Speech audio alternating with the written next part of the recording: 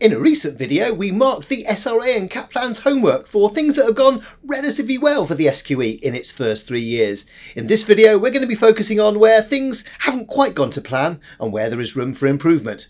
But only after the jingle.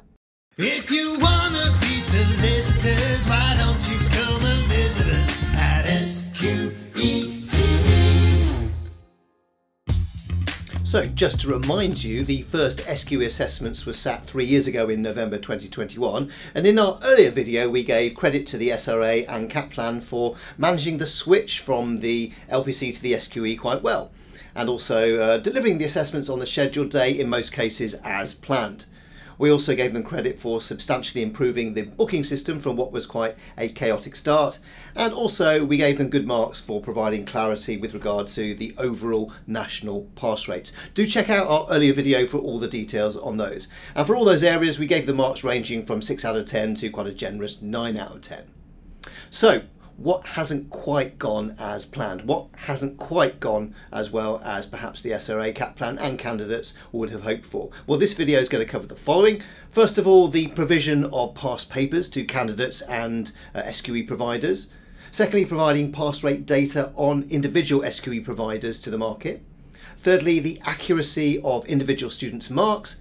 And finally, we'll be looking at the subject of accessibility and our concerns about that, because we do feel that there's a real issue of accessibility to the profession having gone backwards. In other words, it's now, we think, harder to qualify for a non-traditional background than it was before the implementation of the SQE. So let's deal with each of these in turn. SQE TV. So dealing first with the subject of the provision of past papers or sample papers to future SQE candidates and their SQE providers. Well, the SRA and Kaplan before the very first SQE1 sit provided 90 multiple choice questions to students to give them an example of what to expect in the assessment. So it's really surprising since that first exam 3 years ago that they've only provided a further 40 sample questions. No full past papers, sample papers, nothing like that at all.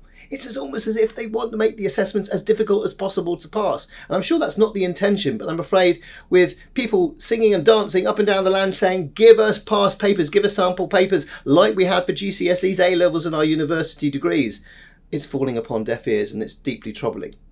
Now, 130 multiple choice questions that they have provided might sound like a lot, but it's not when you consider that each SQE sit is comprised of 360 multiple choice questions.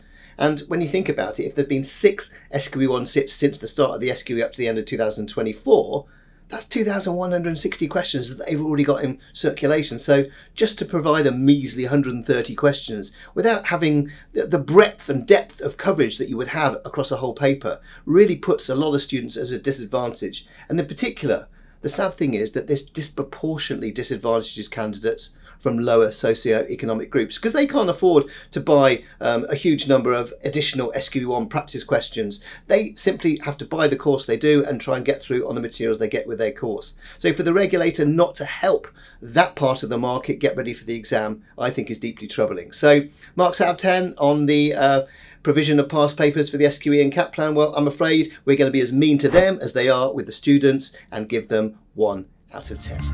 SQE TV. So what is the second area in which the SRA and Kaplan could do better? Well, it's in relation to the provision of SQE pass rates for individual SQE providers. Now, the background to this is that the SRA promised that they would provide pass rate data on individual course providers since the start of the SQE, and that was so that future students could make informed buying decisions before committing to a course. It's a very laudable ambition, and we at SQE TV would always support something like that. But unfortunately, the SRA has spectacularly failed to deliver on this particular promise so far. There have been self-imposed deadlines at the end of 2023 and July 2024, and they've been and gone, and still we have nothing from them as at the 3rd anniversary of the first SQE exam. Now, I do know that the SRA has been in consultation with SQE providers, and understandably they want to fulfill their promise to the market of providing future candidates with a picture of how students attending the courses at various providers are doing. But here's the thing, the underlying data that the SRA has is so unreliable in terms of being able to accurately attribute particular individual students to their primary SQE provider, that anything that they do publish on their existing data is likely to be confusing at best and most likely highly misleading to the market. So a real problem going forward. There needs to be some collaboration there between providers and the SRA to get over the line on this. So marks out of 10 for this. Well, for the first 3 years of the SQE, to have had a promise and still not delivered anything on it, I would say we could only have a very generous 1 out of 10, and that's simply because the SRA has a very laudable ambition to publish this data. It's just that it hasn't got its act together in getting the data in any sort of state that is publishable. SQE TV. The third area where there is room for improvement by the SRA and Kaplan relates to the accuracy of individual students' results when they're released on results day. Most SQE TV viewers will be well aware of the debacle over the January 2024 sit for SQE1, when a number of candidates were told the wrong marks, with many of them being told they'd failed when they'd actually passed, some of whom lost their training contracts and never got them back. So the SRA and Kaplan had quite a challenge with that. We've got to remember though that they have processed by the end of 2024 close to 30,000 results. So in fairness to them, when that amount of data is flowing through systems, there's always a risk that somebody doesn't get the right result for an assessment. But on the other hand, when you compare it to the number of results that go through individual GCSE and A-level boards, then actually it puts in perspective that actually this was quite a major error that affected a disproportionate number of students. But ultimately, this rounding error in question could easily have been avoided had the right processes, checks and balances been put in place and been correctly executed. Yes, the SRA and Kaplan have apologised and compensation has been paid to the victims, but this episode has, I'm afraid, damaged the confidence of future SQE sitters and will probably take a quiet 2025 for that confidence to start to rebuild.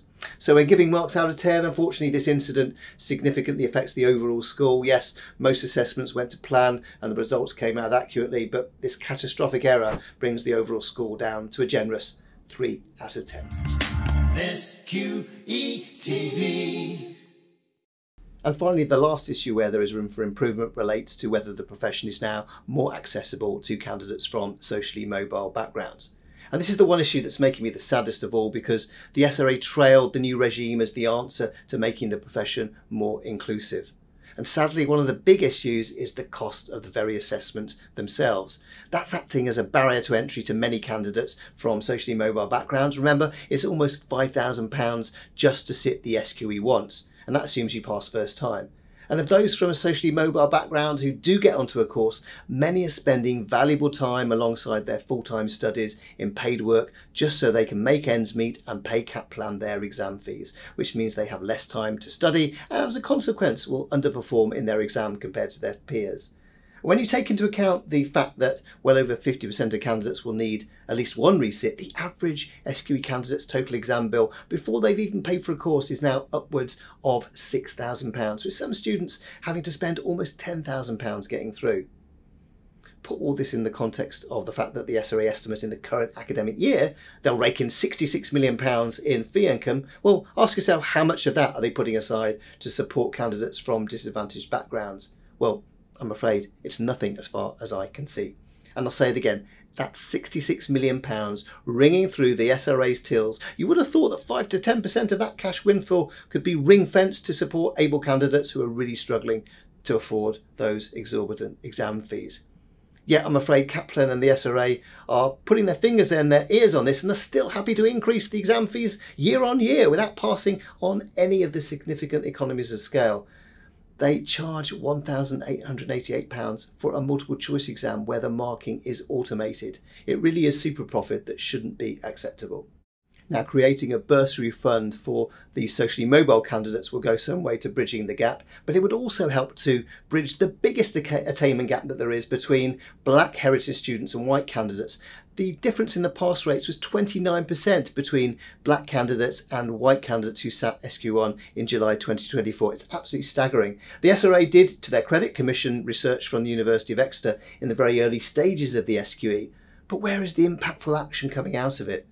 I really believe the SRA takes the view that most, if not all these attainment gaps can be explained by candidates' previous educational disadvantage, and it's got nothing to do with the SQE, but that's quite a convenient conclusion to make. Otherwise, they would be actually making decisions like creating a bursary fund. So marks out of 10, well, it would have been 0 but for solicitor apprenticeships, which have been a way for a limited number of candidates from socially mobile backgrounds to get into law without the debt of university and with having their SQE fees paid, but they are a fraction of the SQE market. So I'm afraid no more than 1 out of 10. Anyway, I hope you enjoyed watching this video. There's lots of very interesting themes that I'm sure you think have come out of it. And if you like what we do, please don't hesitate to tap the notification bell so that you get to see our videos as soon as they drop. Like and subscribe to our channel. It's growing. It's getting close to 500,000 views. So we'd love to get close to that 500,000 views by the end of the year. So please do help us going forward. And as we always do, when we finish an SQE TV video, we say, it's now time for the jingle. If you wanna be solicitors, why don't you come and visit us?